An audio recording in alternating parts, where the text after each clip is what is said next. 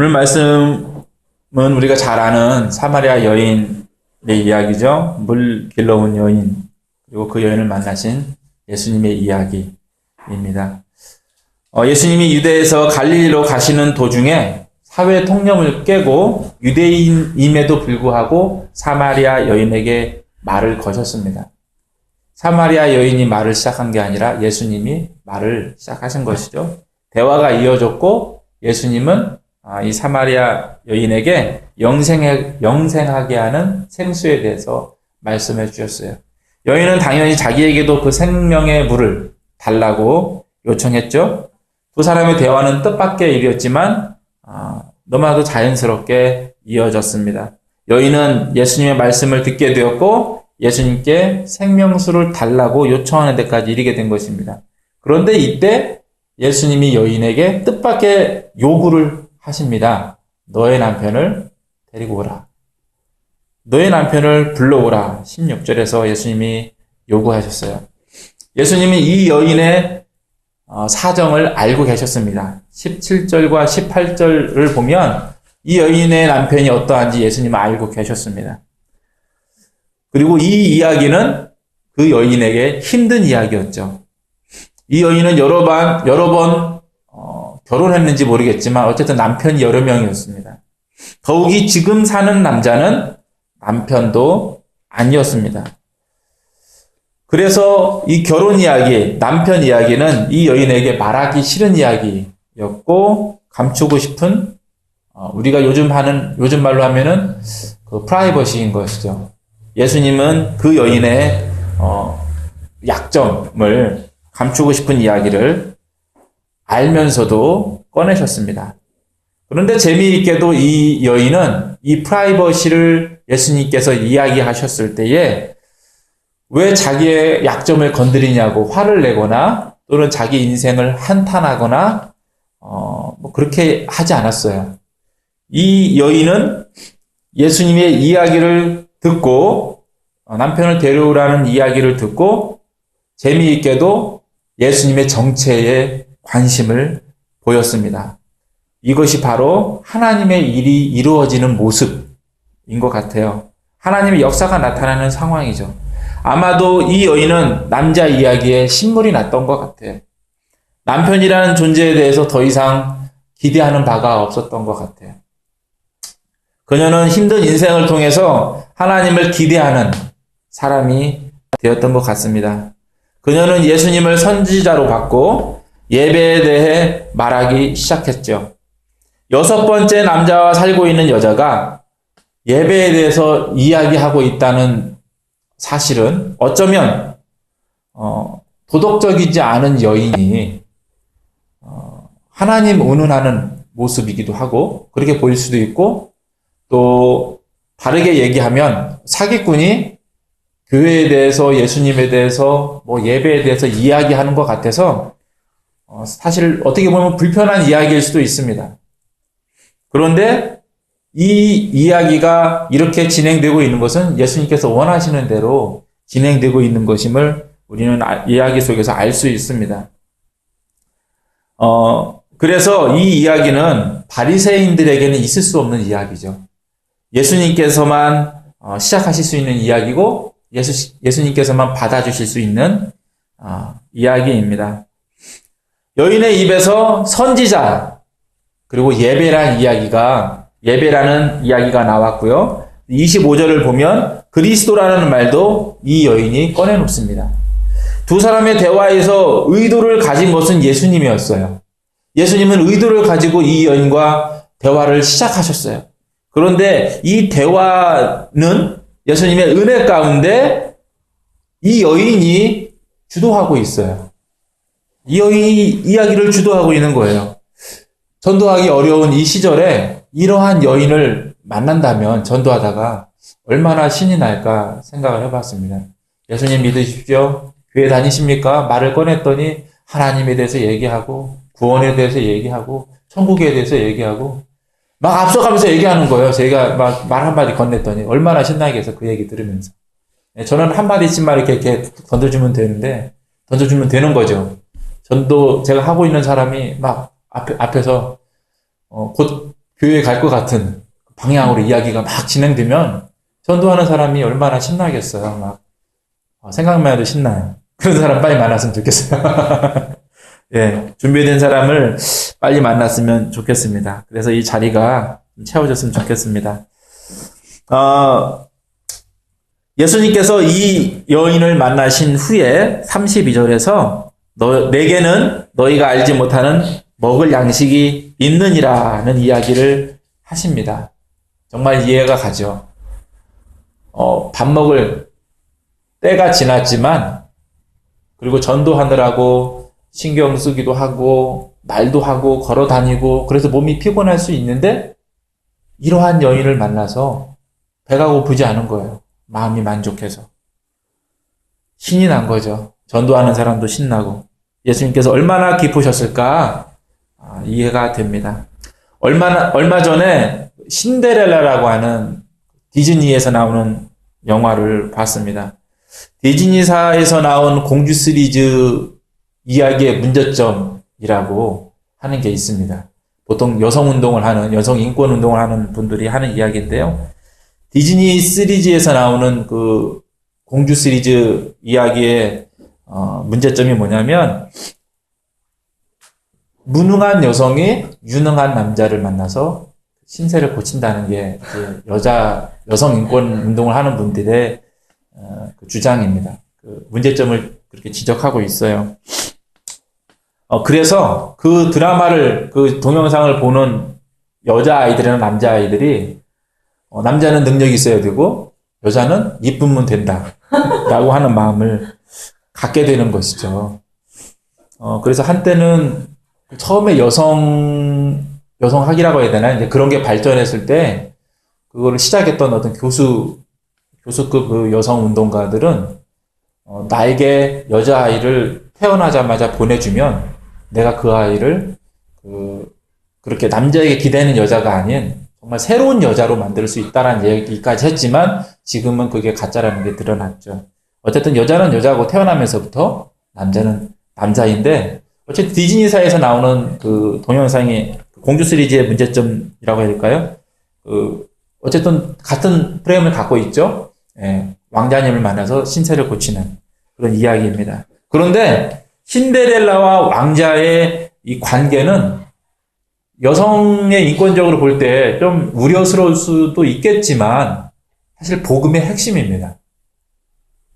성경은 우리에게 이 신데렐라와 왕자의 관계를 우리에게 복음이라고 알려주고 있습니다. 예수님께서 구원받지 못할 무능한, 죄를 이기지 못하고 천국에 갈 수 없는 우리에게 오셔서 구원하신 이야기가 바로 복음이기 때문입니다. 오히려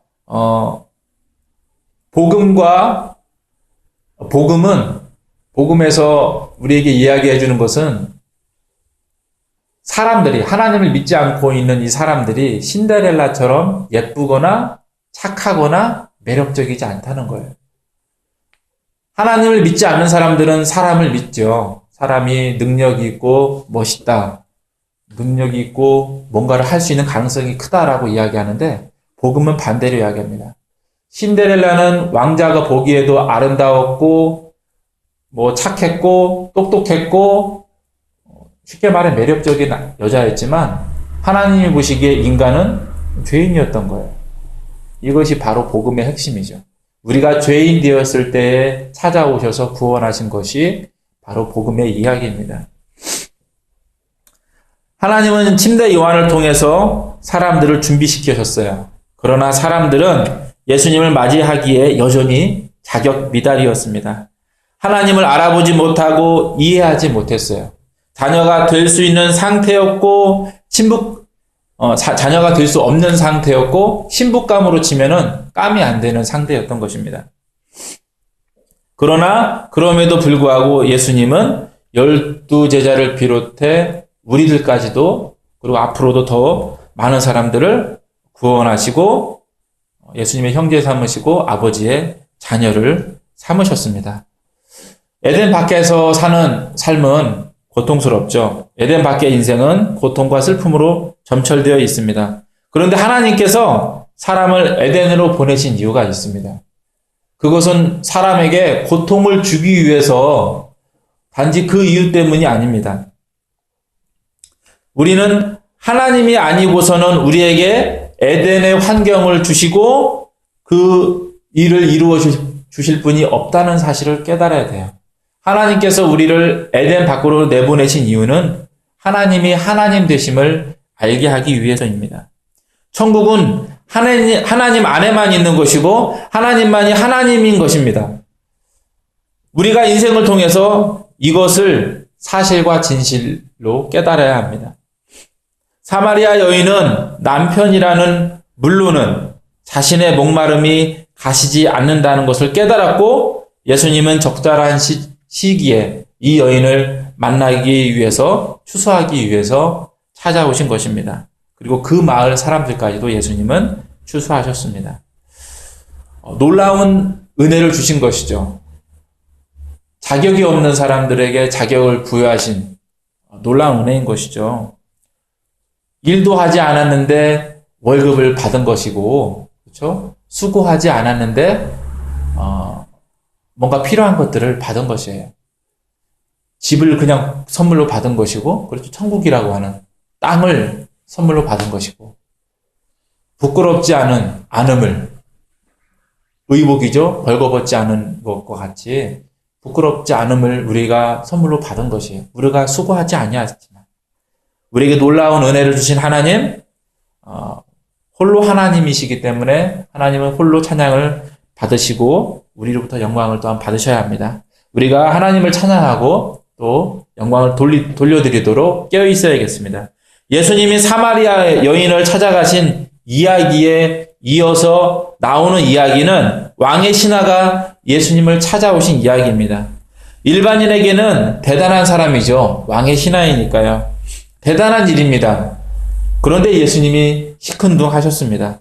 43절부터 보면 예수님은 갈릴리에서 환영을 받지 못할 것이라는 말씀을 하셨는데 사람들은 예수님을 대환영하셨어요. 하지만 예수님은 사마리아 여인을 만났을 때처럼 기뻐하거나 하지 않으셨어요. 갈릴리에서 환영을 받지 못할 것이다 라는 말씀이 본인이 하신 말씀이 틀려서 기분 나쁘신 것은 아니었을 것입니다. 예수님이 사람들의 환영을 반가워하지 않은 것은 그들이 예수님을 환영하신 이유가 그들이 영적으로 변해서 예수님을 환영한 것이 아니기 때문입니다.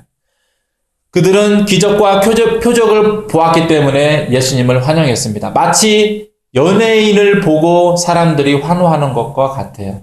드라마를 보고 그들의 연기를 보고 환호하고 그들의 노래를 듣고 환호하는 것과 같습니다. 그러나 예수님께서는 이 땅에 오신 이유가 인기를 얻기 위해서가 아니었죠. 우리의 사람들의 변화를 위해서 오신 분이었습니다. 그렇기 때문에 예수님은 이 환호를 반가워하지 않으셨어요. 더욱이 이러한 팬심은 오래 가지도 않습니다. 연예인들의 수명이 짧지 않습니까? 왕의 신하와 예수님의 고향 사람들은 예수님도 전도하기 어려운 사람들이었습니다. 그들은 말로 전도가 안 됐습니다. 그래서 기적을 보여줘야만 했어요. 그래서 가나에서만 2번이나 기적을 나타내신 것입니다. 예수님은 이런 말씀도 하셨습니다. 마태복음 11장 22절에 보면 화 있을진저 고라시나 화 있을진저 벳세다야 너희에게 행한 모든 권능을 두로와 시돈에서 행하였더라면 그들이 벌써 베옷을 입고 제에 앉아 회개하였으리라. 내가 너희에게 이르노니 심판날에 두로와 시돈이 너희보다 견디기 쉬우리라. 가버나움아 내가 하늘에까지 높아지겠느냐? 음부에까지 낮아지리라. 내게 행한 모든 권능을 소돔에서 행하였더라면 그 성이 오늘까지 있었으리라. 내가 너희에게 이르노니 심판날에 소돔 땅이 너희보다 견디기 쉬우리라. 가버나움이 어디냐면 예수님이 사시던 동네였어요.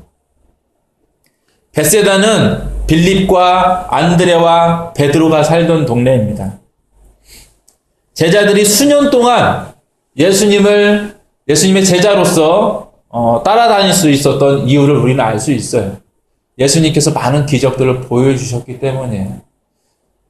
좋은 말씀, 놀라운 예수님의 가르침들도 수많이 가르쳐 주셨기 때문에 제자들이 될 수 있었던 것입니다. 그리고 오늘 본문 46절을 보면 왕의 신하가 왜 예수님께 왔는지, 올 수 있었는지를 알려주는 내용이 나옵니다. 그것은 왕의 신하의 아들이 병들어 있는 곳이 바로 가버나움이었기 때문이에요. 그가 믿음이 커서 먼 곳에서부터 예수님을 찾아온 것이 아니에요. 의사로는 고칠 수 없는, 사람으로는 회복이 안 되는, 이제 곧 죽을 수밖에 없는 병에 걸린 아들 때문에 마침 가버나움에 있었는데, 이 아들이 죽어가는 모습을 지켜보고 있었는데, 마침 성전에서 놀라운 일을 행하셨다는 그 예수님이 마침 그 가버나움에 오신 거예요. 그 동네에 오신 거예요.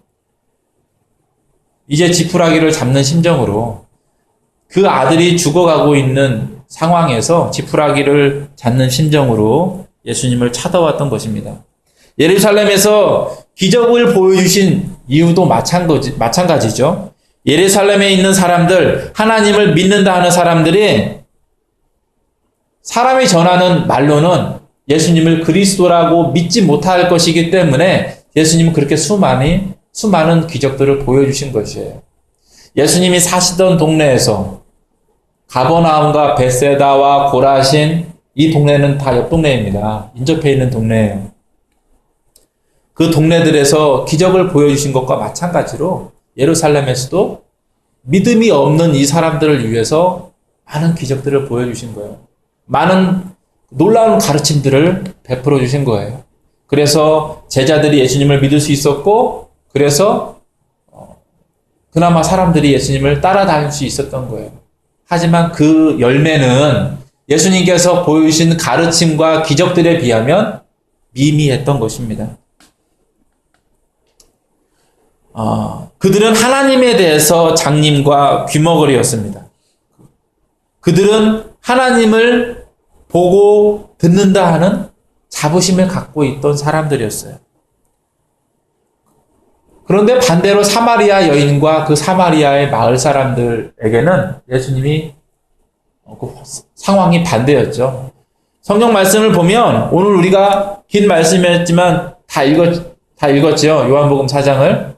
근데 이 말씀 안에서 예수님께서 기적을 베풀었다는 내용이 나오지 않습니다. 예수님께서 이 여인과 대화를 나누셨을 뿐이고, 이 여인도 그 마을에 들어가 말을 전파했을 뿐이에요. 그리고 그 마을 사람들은, 사마리아 사람들은 예수님을 초대했어요. 그리고 그분의 말씀을 들었습니다.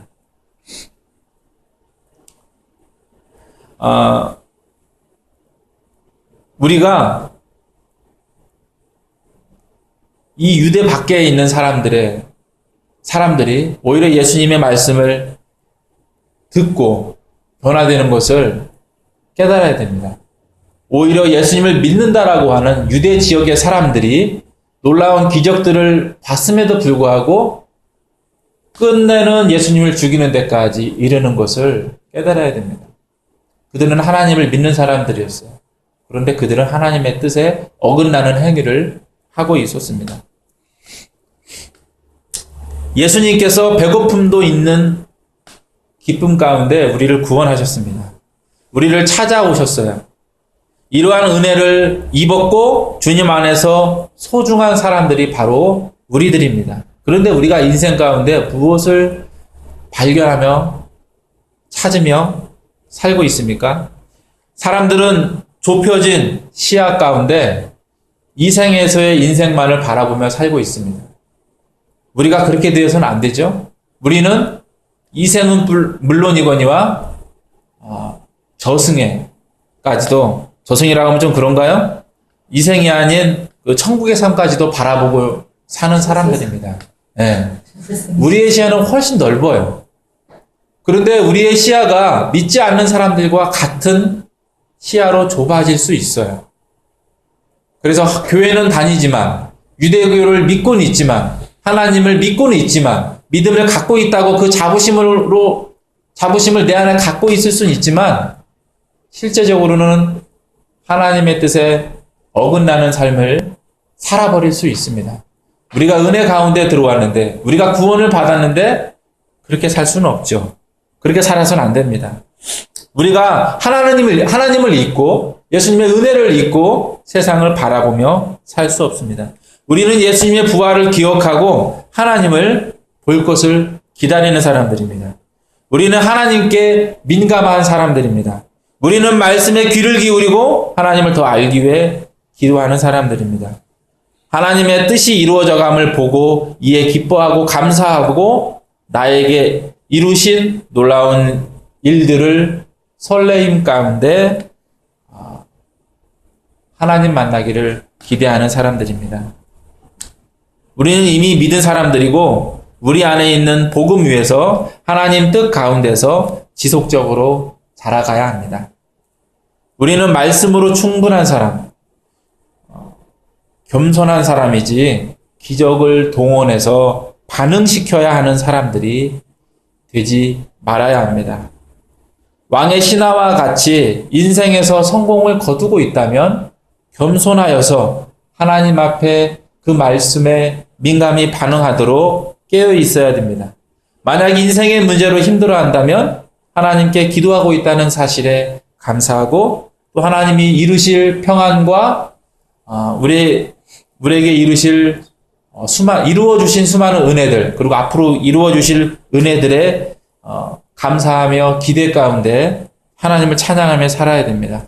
우리가 여전히 부하든 가난하든 어떤 상태에 있든지 간에 우리는 하나님의 은혜를 향유하는 사람들이고 또 자녀로서 사람으로 우리의 삶을 살아가야 됩니다. 여러분, 지난번에도 말씀드렸지만 우리가 어떤 놀라운 기적들을 기대하기보다 하나님의 말씀만으로도 충분한 사람들, 민감한 사람들, 하나님에 대해 민감한 사람들, 그래서 깨어있다고 하는 성경 말씀의 사람들로 우리가 살아야 됩니다. 오늘도 말씀으로 충분한 사람들 되십시오. 기도하는 것으로 충분한 사람들이 되십시오. 우리가 이미 받은 은혜들이 수많이 있다는 사실을 기억하시길 바랍니다. 우리가 이미 가지고 있는 은혜가 너무나 큰 것임을 기억하시길 바랍니다. 신데렐라가 받은 은혜는, 왕자를 통해 받은 은혜는 너무나 큰 은혜이고 궁극적인 은혜입니다.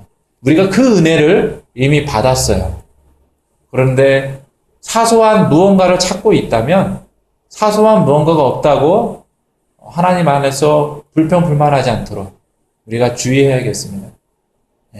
궁극적인 은혜가 우리에게 있음을 감사하며 기쁨 가운데 주님을 찬양하는 하나님께서 주신 은혜들을 누리는 우리가 되어야겠습니다. 같이 기도하시겠습니다.